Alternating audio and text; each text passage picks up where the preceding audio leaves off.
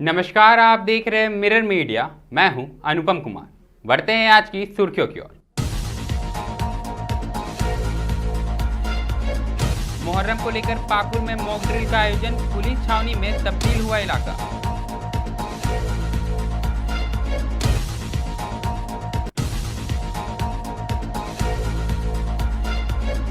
गुमला में world badminton day पे स्मोथ 2025 का आयोजन, खेल के जरिए नशा मुक्ति का दिया गया संदेश।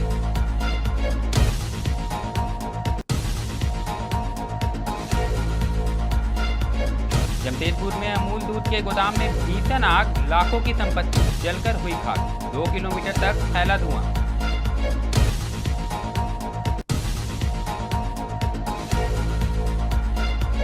नेशनल रोलर स्केटिंग चैंपियनशिप में हजारीबाग के आरव ने किया कमाल, जीता सिल्वर मेडल। पिता बोले, मेहनत से मिली बड़ी सफलता।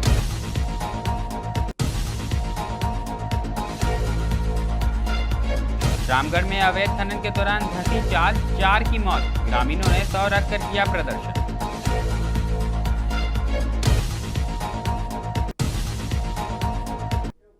अब खबरें विस्तार से। सबसे पहले बात हम पाकुड़ की करेंगे, जहां मुहर्रम के दौरान शांति व्यवस्था बनाए रखने को लेकर पुलिस सतर्क है। इसी क्रम में अंबेडकर चौक पर मॉक ड्रिल का आयोजन किया गया। जानकारी देते हुए एसडीपीओ दयानंद आजाद ने बताया कि मुहर्रम शांतिपूर्ण ढंग से मनाया जाएगा। कोई भी व्यक्ति माहौल बिगाड़ने की कोशिश करेगा तो उसके खिलाफ सख्त कार्रवाई कर उसे जेल भेजा जाएगा। डीसी मनीष कुमार और एसपी निधि द्विवेदी के निर्देश पर जिले को छावनी में तब्दील कर दिया गया है। संवेदनशील इलाकों में लगातार पुलिस की गश्ती जारी है। अम्बेडकर चौक पे मॉक ड्रिल का आयोजन किया गया है पुलिस के द्वारा।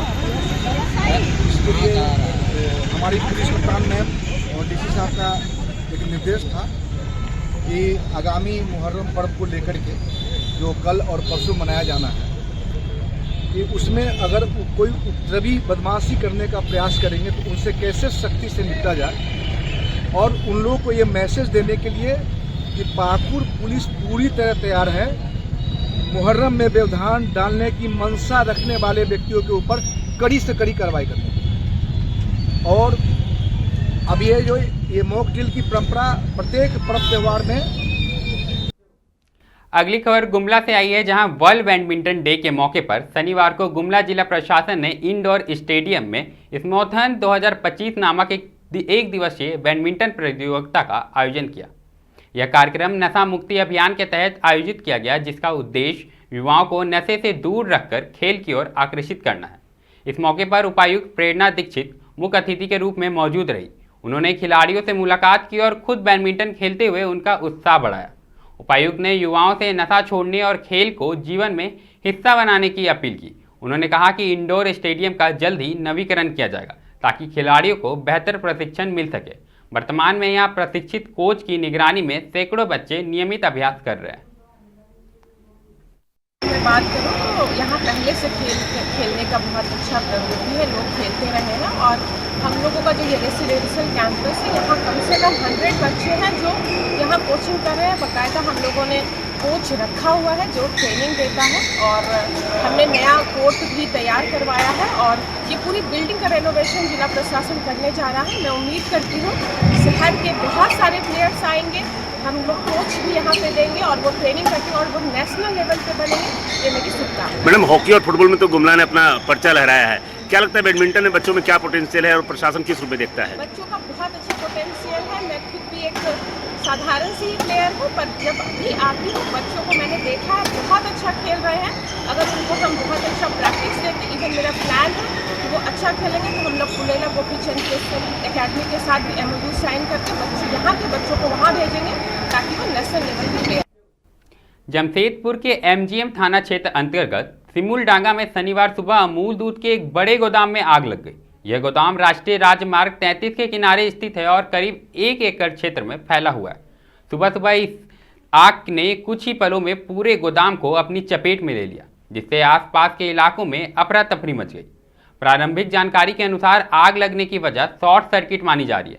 घटना की सूचना मिलते ही MGM पुलिस और दमकल विभाग की 4 गाड़ियां मौके पर पहुंची और आग को बुझाने का प्रयास शुरू कर दिया।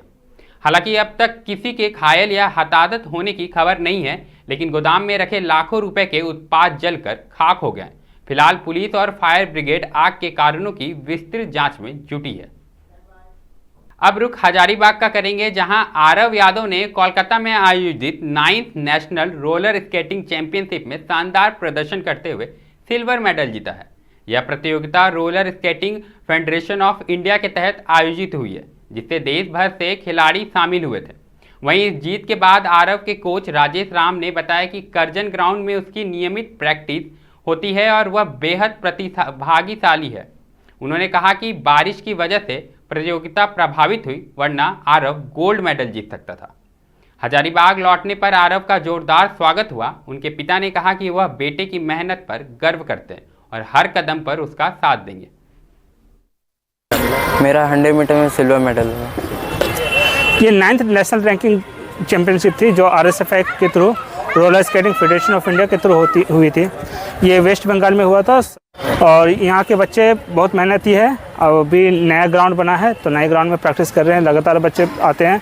मैं रांची से आता हूँ हर दूसरा दिन। देखिए, गार्जियन का जो फ़र्ज़ बनता है वो तो हम किए। असल मेहनत तो बच्चे का है। अगर उसमें लगन नहीं रहे तो कोई भी बच्चा नहीं कर पाएगा। परिश्रम तो इसका है।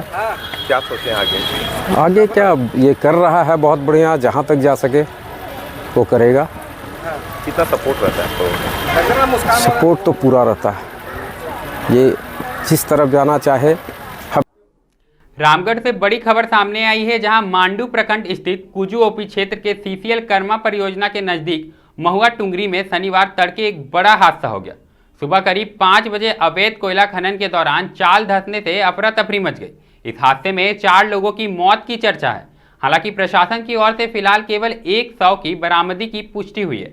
घटनास्थल पर स्थानीय ग्रामीणों ने शव रखकर विरोध प्रदर्शन शुरू कर दिया है। सूत्रों के अनुसार महुआ डुंगरी में अवैध खदान में कोयला चोरी करने के इरादे से कुछ ग्रामीण अंदर घुसे थे। तभी खदान का एक बड़ा हिस्सा धंस गया। 4 लोग के मलबे में दबे और मौके पर ही मौत होने की बात कही जा रही है। हादसे के तुरंत बाद ग्रामीणों ने 3 शवों को खदान से निकालकर अपने साथ ले गए, जबकि एक शव को घटनास्थल पर रखकर प्रदर्शन कर रहे हैं। स्थानीयों का आरोप है कि CCL प्रबंधक हादसे को छुपाने का प्रयास कर रही है। लोगों का कहना है कि CCL की ओर से पेलोडर मशीन लगाकर अवैध खनन को समतल किया जा रहा है, ताकि सबूत को मिटाया जा सके। खबरों के दौर में फिलहाल इतना ही। ऐसी तमाम खबरों से हम आपको अपडेट कराते रहेंगे। देखते रहे मिरर मीडिया।